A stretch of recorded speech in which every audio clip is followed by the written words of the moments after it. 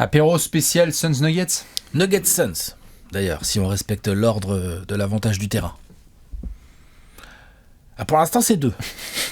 On va y aller doucement, on va y aller étape par étape. Au moment où on tourne, il y a 2-0. 2-0 Nuggets. Il n'y a pas encore 4-0. Tout à fait. On va voir évidemment le cas pour ceux qui connaissent. C'est le Suns in 4. Il y a quelques années, c'était fort le Suns in 4. On s'installe pour débriefer évidemment ce début de série entre Phoenix et Denver. Oui, vous inquiétez pas, fans de Philly ou fans de ne sais-je de qui, de Jimmy Butler et de sa cheville, ou de Kyle Lowry, on aura l'occasion sur ces demi-finales de revenir évidemment Julius sur chaque Randle série. et sa cheville. Tout à fait. On reviendra sur tout ça. Pour le moment, on va se focus sur Suns Nuggets. Nous avons joué 2 matchs dans cette série entre deux des équipes des demi-finales de conférence. Alex, Denver mène 2-0 et c'est l'occasion de revenir un peu sur ce début de série de chaque côté. Côté Denver, côté Phoenix. J'ai envie de démarrer par les Nuggets. Denver mène 2-0 et on discutait tous les deux là en off de savoir c'est quoi l'angle, tout ça quand même, parce que les Suns, Monty Williams, etc. Mais ce serait important de démarrer en rendant à César ce qui lui appartient et en donnant à Denver ses fleurs, parce que leur début de playoff et leur début de série, c'est très très solide. Ouais, c'est très sérieux. Tu te rappelles dans la preview quand j'avais dit, point tactico, j'avais dit l'équipe qui défendra de la manière la plus intense et la plus régulière va gagner les matchs. Mm-hmm. Je pense que ça va être le cas à chaque match. Attention, le point tactico quand on a dit la bataille des bancs. Ouais, mais on aurait mieux fait de faire la bataille des coachs. Pour moi, c'est plus une bataille des coachs qu'une bataille des bancs réelle. Ah non, mais vraiment. C'est les bancs quand même. Mais bon. Oui, je vois ce que tu dis. Putain, il n'utilise pas les 2 meilleurs joueurs. Donc, j'entends, mais j'ai du mal à être d'accord. Je trouve vraiment que Monty Williams, et je lui en veux, et en même temps, je comprends, c'est pas facile, il tâtonne. Son effectif a beaucoup bougé, mais par contre, le côté genre 0 minute Terrence Ross, 0 minute TJ Warren, alors qu'on n'arrête pas de dire oui, le banc des Suns, il score pas de points. Peut-être faut arrêter de faire jouer les mecs qui savent pas shooter, tu vois. Et peut-être faut juste essayer les mecs qui savent shooter. Je te dis pas que ça va devenir un banc de ouf, mais je pense que ça pourrait produire un tout petit peu plus et de manière un peu plus correcte, quoi. Après, on va y revenir. Mais c'est vrai que comme tu disais, défensivement... Défensivement... Denver, sur le match 1, a mis les coups de chaud défensifs quand il fallait, dans le sillage d'un très gros Jamal Murray et d'un énorme Jokic aussi qui domine fort au rebond, mais qui a fait un match 2 tellement énorme qu'on en oublierait presque le match 1, oui. Tu vois, parce que le match 1 est très sérieux, du Jokic. Jeff Green, Aaron Gordon, Kentavious Caldwell-Pope, Christian Brown, même Michael Porter Jr., il y a des bons trucs, il y a des vrais efforts, le mec fait un peu plus attention, je te dis pas qu'il va devenir un two-way player de malade, mais il est un peu plus facile à cacher parce qu'il fait les efforts lui-même déjà, des bonnes rotations, des trucs et tout. Donc vraiment Denver s'est élevé au niveau, là où Phoenix n'y était pas au Game 1, là où Phoenix... C'est d'ailleurs pour ça que Monty Williams, c'est pas facile de le juger sur cette série, parce qu'on peut discuter du banc. Par contre, moi je trouve que sur le match 2, Phoenix est arrivé avec des ajustements défensifs intéressants. Vous faites une première mi-temps défensive contre Denver. Très sérieuse, Denver était dans la merde. En plus, Murray arrivait pas à rentrer de tir, mais même vous l'aviez bien ciblé aussi. Ouais, bien ciblé, mais Murray, même quand tu le cibles bien, il est pas forcément à 0 sur 9 à 3 points, tu vois. Voilà. Tu vois, il a aussi raté beaucoup, mais le plan défensif était meilleur.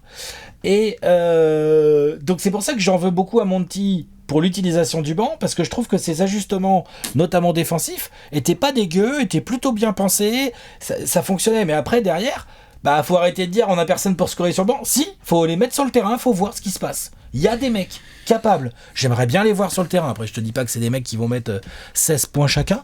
Moi, je pense que TJ Warren, il peut mettre ses 8 points à la défense des Nuggets. De toute façon, TJ Warren, il met des paniers. Il en a toujours mis. On prend. Ce sera 2 fois plus que les points du banc. Et puis c'est pas tellement, il n'y a pas tellement besoin de, enfin je veux dire, tu vois, il n'y a pas non plus besoin d'un banc à 50 points par match là. Hein. Non, bien sûr. Donc évidemment, on va lui mettre. Les Nuggets dominent. Ouais. Comme ça, je te refile la main. Les Nuggets dominent parce qu'ils jouent plus intelligemment, plus collectivement, et parce que quand ils prennent le momentum, que ce soit grâce à un Murray en feu au premier match ou grâce à un Crow. Ils hissent leur niveau d'intensité en fin de troisième quart alors que Phoenix avait le momentum. Il y a Chris Paul qui se blesse, mine de rien ça correspond au moment où Phoenix a piqué du nez, parce que Chris Paul en attaque c'est pas ouf. Par contre en petit patron de défense, en régulateur du mouvement de balle et tout, Faut reconnaître qu'il fait quand même beaucoup de bien. Et là, Denver hisse son niveau défensif, hisse son intensité, s'appuie sur ses forces, rentre les tirs qu'il faut rentrer et fait la différence une deuxième fois dans un match sous les 100 points pour les deux équipes. Alors que c'est deux équipes avec des attaques de grands malades. Hein. Donc ouais, ça a raté des tirs, mais ça s'est aussi bien appliqué en défense. Non, Denver, boulot incroyable. Franchement, je suis déçu par les Suns sur pas mal de plans, mais il faut reconnaître que les Nuggets jouent beaucoup mieux. Ils jouent beaucoup mieux. Et leurs stars sont plus au rendez-vous. Enfin, je parle pas de Booker, parce que Booker... tu me dis ce que t'en penses, mais Booker... Non, mais Booker, on va y venir. Tu peux pas lui reprocher grand-chose. Non, bien sûr. Les Nuggets, sur leurs 5 premiers matchs du premier tour et 2 premiers matchs du second, sont l'équipe la plus solide de ces playoffs 2023. Ne disrespectant les Lakers, on va voir ce que ça donne en demi-finale, là. Et Philly, qui a été très très solide. Philly a été solide, hein. Et Philly n'a pas joué le même total de match, ils ont eu 4 matchs plus 1. Ils n'ont pas joué les mêmes adversaires aussi. Ils n'ont pas joué les mêmes adversaires. Donc là, on a Denver, où moi je trouve sur le début de série, là où ils m'ont épaté, c'est dans quelques aspects très précis. Aaron Gordon est super formidable là. Défensivement, il fait un boulot monstre. Et en attaque, il fait exactement ce qu'il doit faire. Il a mis des points. C'est-à-dire réfléchir et comprendre quand est-ce qu'il faut punir. Kevin Durant a 4 fautes, on va aller le chercher en dessous. Mettre ses petits shoots extérieurs quand il faut. Ne pas trop croquer. Pas prendre la confiance avec les débuts à Orlando. Vraiment, il respecte le système. Moi, je suis impressionné. Et Denver s'ajuste quelle que soit la physionomie du match. Sur le premier, El Fuego, Jamal Murray, on y va à fond. Donc ils y vont, et en effet, lorsqu'il faut faire certains runs défensifs, ils les ont fait, ça a permis de créer cette distance. Vraiment, Denver, collectivement, sur le premier match, moi j'étais assez impressionné. Sur le deuxième, on l'a dit et répété, hein, les grandes équipes, elles remportent aussi les matchs dégueulasses. Les grandes équipes championnes remportent aussi les matchs dans les tranchées. Il faut. Et Denver a montré dans ce genre de match que oui, certes, il y a la blessure de Chris Paul, mais même quand c'est ugly, on a trouvé ce qu'il fallait faire. Phoenix s'ajuste. Et tu le dis, sur la première mi-temps, c'est formidable. Mais un des messages... Monty, il est arrivé avec des ajustements, c'était bien. Hein. Moi, tout à fait. Cool. Et on est sur une série où il va y avoir des jeux d'échecs. Donc, en sortie de cet ajustement-là, il fallait que Denver réponde. Et le premier message que le terrain envoyait, c'était quitte à se prendre la sauce par Jokic, on va la prendre, mais on va voir si Joker va mettre la franchise sur son dos et nous punir. C'est ce qu'il a fait. Et moi, j'ai trouvé ça formidable parce que on aurait pu s'attendre à un leader qui essaye de distribuer, remet Jamal Murray dans le truc, Michael Porter Jr. c'est dur, il l'a peut-être mis en avant, etc. Mais non, Jokic a vachement bien lu cette deuxième mi-temps et s'est dit donc en fait, vous n'allez pas du tout me doubler. En fait, là, vous me donnez vraiment le self pour que j'aille me graille pendant toute la deuxième mi-temps. Et c'est ce qu'il a fait. Il fait un match hors norme. Il y a les 3 points de Kentavious Caldwell-Pope qui aident vachement bien. Pour le moment, il y a une équipe globale, il y a un 8 qui joue mieux qu'un 4. Ouais. Il y a Ayton, Chris Paul, Devin Booker, Kevin Durant. Et en face, il y a un vrai groupe de 8, quoi. Ouais. Moi, c'est ça qui m'a vraiment impressionné par Denver. Et je pense qu'on a l'occasion d'en discuter avec les copains fans des Nuggets sur les réseaux sociaux tout au long de l'année. On avait des doutes sur leur défense. Dans le troisième quart, là, quand vous avez votre run, Chris Paul, Booker, KD commencent à mettre leur shoot.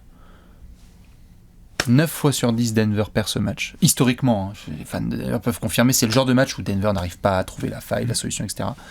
Et là, j'ai trouvé ça super parce qu'ils ont montré, et c'est un signe d'une grande équipe, que ça sent pas bon, il y a une vieille odeur de chiasse dans le Ball Arena, le Pepsi Center, et en fait, tu trouves l'issue, quoi. Donc leur money time, ce sont des formidables stops et des sanctions au bon moment. Jamal Murray garde la tête dans le match, il met des points, non, c'est vraiment...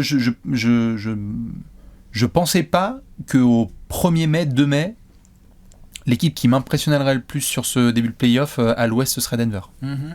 Non, j'entends, tout à fait. C'est vrai, moi aussi, impressionné. C'est... malheureusement, pas de discussion, quoi. C'est quand on a fait la preview, on avait un peu parlé de tout ça. Moi, je pensais que les Suns pouvaient prendre ce genre de game, justement. Vous alliez prendre Devait, parce que là, le fait de ne pas le prendre, maintenant, t'es à 2-0, ça pue du cul. Mais tu devais le prendre, et je pense que il y a une très belle gestion des Nuggets, et il y a aussi une faillite des Suns, et qui, à mon avis, on focus trop sur le banc. J'entends, hein, mais on focus trop sur le banc. Le banc, c'est Monty qui fait des mauvais choix, et je pense qu'il y avait un peu mieux à faire. Et je pense surtout que ça manque d'un vrai... Et ça, on s'en doutait un peu. On misait sur le talent de KD ou de Booker pour cacher le truc. Ouais. Et là, ça s'est vu. ça manque de fond de jeu. Ça manque de... Quand ça veut pas... Je veux dire, les Suns, ils ont eu pas mal de tirs. Il n'y a rien qui rentrait. Alors, il y a des très belles défenses des Nuggets, mais il y a aussi rien qui rentre. Tu vois. KD fait un match comme on en voit rarement quand même. Bon, après, certains vont dire c'est comme contre Boston en playoff l'année dernière, mais là, KD, c'est rare de le voir quand même. Il a raté beaucoup de tirs, des tirs qu'il est capable de mettre, des tirs qui auraient fait du bien. Donc, t'ajoutes à ça le fait que, Damian Lee, il fait pas son match. Shamet, j'ai pas envie de le voir sur le terrain. J'insiste, je maintiens. Je pense que vu l'état des forces en présence, ce dont les Suns ont le plus besoin en sortie de banc, c'est des types capables de foutre 2-3 paniers. Pourquoi Terence Ross ne joue pas ? Terence Ross et TJ Warren, je n'arrive pas à comprendre pourquoi ils ne jouent pas. Ce n'est pas logique pour moi. Je veux dire, après, je suis pas à la place de Monty, c'est un grand garçon, il fait ses choix. Pas, ouais. Juste, je ne comprends pas, en fait. Je ne comprends pas. TJ Warren, il est revenu, honnête, il scorait. Les quelques petits matchs qu'il a fait avec les Suns, là, depuis le trade, il a mis des paniers. C'est difficile d'empêcher TJ Warren de mettre des paniers. Donc, je n'ai pas compris. Que tu utilises Torrey Craig et Okogie, l'un en sortie de banc, l'autre dans le 5, c'est assez logique, les mecs se battent, ils défendent, ils amènent de l'impact physique. Torrey Craig est redescendu sur terre aussi. Ça, Torrey Craig est redescendu sur terre, mais ça, c'est pas vraiment une surprise. Tout à fait. C'est là où j'en veux à Monty. Torrey Craig redescend sur terre. Ok. Du coup, mets d'autres gars capables de mettre des paniers. Comme ça, Torrey Craig, lui, va se concentrer sur ce pourquoi il est vraiment là. C'est-à-dire se battre au rebond, défendre sur je ne sais quel gars au moment où il faut. Tu vois ce que je veux dire ? Soulager Bien sûr. Des Booker et des KD sur des switches ou des choses comme ça. Donc, tu vois les limites d'une arrivée de mi-saison aussi. Exactement. C'est-à-dire que KD est arrivé il y a 8 semaines en fait. Tu vois les limites d'un coach aussi qui nous les montre depuis 2 ou 3 saisons. Ah bah oui. C'est-à-dire qu'il y a des très bons résultats, mais quand ça chauffe et que ça devient compliqué et que le coach adverse te pose des vrais problèmes tactiques, pour l'instant Monty Williams il mange. Il arrive pas. Ouais, bien sûr, il n'arrive pas. Moi, ça m'a vraiment. J'ai trouvé ça. Pardon. Sur le Game 1, la rotation, il l'ouvre à. Je vais te dire quels joueurs sont rentrés du banc, mais sur le Game 1. Non, mais il y en a beaucoup parce qu'il y a eu un blowout. Voilà, il y a eu un blowout, mais en vrai, il a ouvert à Torrey Craig, Landale, Damian Lee, Landry Shamet. Ça, c'était les 4 qui sont sortis du banc. Moi, je valide pas cette rotation. Donc, moi je non plus. Je ne valide pas. Moi, j'étais pas chaud. Et donc, sur le Game 2, je me suis dit, voyons voir. Et sur le Game 2, il a dit, on va tester Ish Wainwright, on va tester... tout le monde sauf ceux qui font. Il y a qui j'avais dit qui était entré avec Cameron Payne, qui est entré dans la rotation. Donc, exactement, c'est ça, moi, qui me frustre le plus, c'est que l'idée qu'un coach se dise sur le Game 1, j'ai pas sorti les bons gars du banc, je vais essayer d'ouvrir ma rotation. Très bien, cool. Au moins, le mec n'est pas entêté.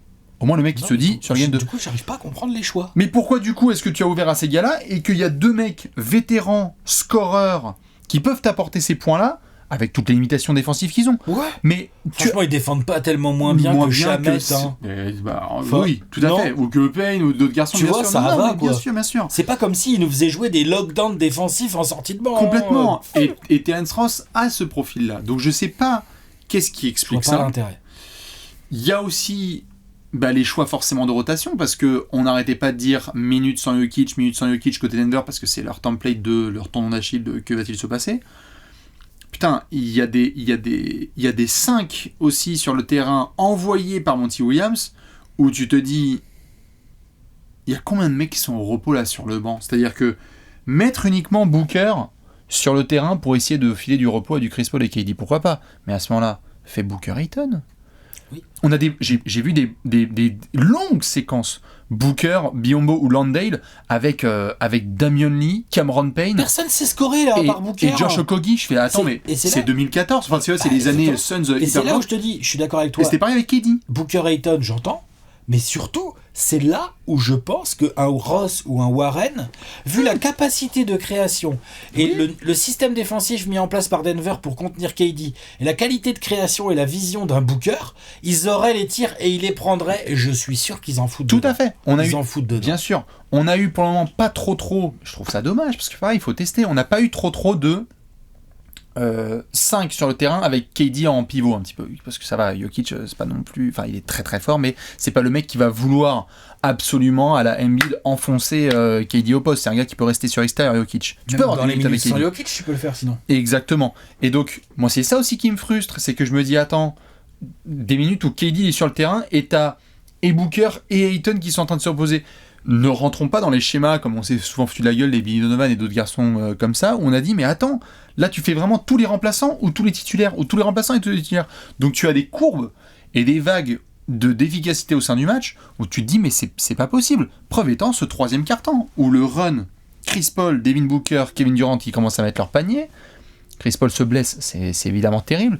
Mais à ce moment-là, tu retrouves pas du tout en fait le Ayton qui a été bon, solide en première mi-temps, tu le retrouves pas par la suite. Ils le servent pas assez. Après Ayton, il est un peu soft là sur certains rebonds et tout. Ouais. C'est Ayton, on connaît la bête.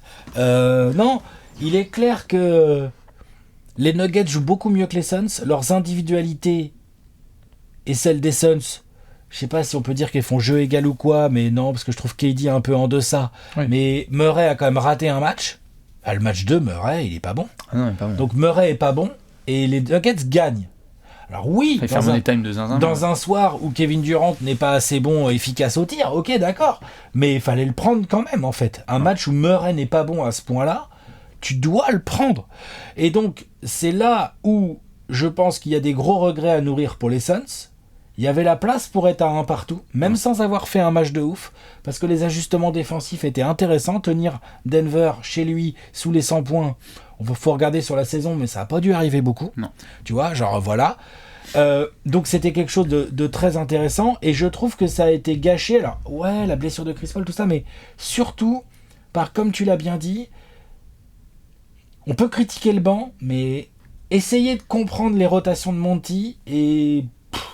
Vous verrez qu'il y a de la marge, et nous avons là un coach qui tâtonne, un coach qui, en fait, on l'avait déjà dit d'ailleurs quand on a commenté un peu, quand on a débriefé la série Suns Clippers, ou même quand on a fait la preview, il n'a pas de plan de jeu. Il n'a pas de plan de jeu, mais même au sens large. C'est-à-dire que t'aies pas de plan de jeu, mais que tu dis, attends, Booker derrière des écrans, KD en ISO, ça va, je vais bien réussir à mettre des paniers. Moi, c'est quelque chose que je peux entendre. Je suis pas sûr d'adorer, mais je peux entendre. Par contre, il a pas de plan de jeu. Genre, un coup c'est Torrey Craig le titulaire, un coup c'est Okogie. Bon, allez, ok, d'accord, on cherche. Ensuite, ces rotations de banc, il s'entête avec des mecs qui marchent pas. Quand tu t'entêtes avec une star qui est pas en forme, si par exemple Kevin Durant, tu vois, je suis pas en train de dire faut me sortir Kevin Durant du 5. Non. Tu recommences avec Kevin Durant, tu te dis attends, c'est Kevin Durant, il va finir par les mettre ses tirs. Mm-hmm. Mais là, ça sert à quoi de s'entêter avec Shamet et Ishren Wainwright et Cameron... 26 minutes de Damian Lee hier soir, 0 sur 5 au tir, 0 sur 3 à 3 points. Et puis ça va, c'est pas non plus un monstre défensif. Non, mais... Il doit pas jouer. Lui, pour le coup, lui et Shamet doivent plus jouer là. Tu dois tenter d'autres gars. C'est important. Après, même Baisley, c'est quoi? Je m'en bats les couilles. Tente Darius Baisley. Je m'en fous, n'importe qui en fait. Là, faut autre chose. Ça marche pas. Faut autre chose. Autre chose. Donc c'est ça que j'ai le plus de mal à comprendre. Après. Et puis pour les joueurs, excuse-moi juste, allez. Enfin, vas-y, finis. Non, mais même si Monty nous tente des ajustements, là, ce dont il faut bien se rendre compte, c'est que là, Denver joue à sa main, comme on dit. Denver, il y a là pour Phoenix, ne serait-ce que pour. Je te dis pas renverser la série, mais par exemple, gagner le match 3 à Phoenix, c'est complètement dos au mur. Et tu sens bien que Monty sait pas où il va, les joueurs n'ont pas tant de marge que ça. Chris Paul s'est blessé à l'aine, et on sait que ça pue, hein. On connaît Chris Paul et les blessures mal timées. Ça pue. C'est quoi? Il va nous faire quoi? Il va nous faire jouer 33 minutes de Cameron Payne? Oui. Bah, c'est perdu d'avance, hein. Désolé, hein. Non, mais c'est vrai en plus. C'est moche, hein. Comme ça. Tu as un Kevin Durant qui peut nettement mieux jouer parce que bien défendu, certes, il n'est pas dans ses spots et tu sens que là sur cette série, voilà, il y est pas, il y a eu des soucis de faute. Je pense qu'il doit être bien frustré par ce qui s'est passé là. On l'a vu d'ailleurs sur le game 2, l'utilisation du change de Monty Williams, c'était n'importe quoi. N'importe quoi. C'est vraiment un coach qui écoute ses joueurs, où le joueur fait genre stop et replay, il a fait c'est KD, vas-y on y va. La faute elle est n'importe quoi. Elle est évidente, il prend la moitié du radio kick. Enfin c'est ridicule de claquer son challenge dans le troisième quart-temps là-dessus. Déjà KD doit pas le demander, il doit faire preuve de plus de sang-froid. Non, là, et Monty Williams, c'est sûr, il doit pas l'utiliser là-dessus. Il y a un raté complet. KD peut avoir de la marge. Putain, je crois que c'est compliqué de demander mieux de la part de Devin Booker. Nom de Dieu, le niveau de jeu de Devin Booker, je tire là, il a des histoires caractérielles et des attitudes. Là, il s'est pris le nez avec Bruce Brown et ne sais-je, c'est comme ça, c'est Devin Booker. Mais putain, techniquement, là, le game 2 qu'il fait là, je sais pas s'il y en a qui l'ont vu en direct, mais moi j'étais écœuré. Le mec, il est borderline inarrêtable. mi-distance, distance, choix, agressivité. Il a le regard, il est prêt, il est bien sur ses appuis, il est impeccable, c'est d'une beauté. Mais du coup, Monty, il l'use trop. Bah là, dans il le quatrième quart. Il va peut-être le faire jouer en 1. D'accord. Moi, à la limite, je veux bien, ça me Ça dérange rappellera pas. quoi, 2017, c'est ça Ça dépend qui tu mets autour et comment tu gères les rotations. Tu peux pas avoir trop de 5 où Booker est l'unique scoreur. Ça lui tire trop sur la pédale, il envoie trop de gaz. Et après, dans la fin de match, il en a plus. C'est là où vraiment, je veux plus voir Damion Lee, je veux plus voir Landry Shamet.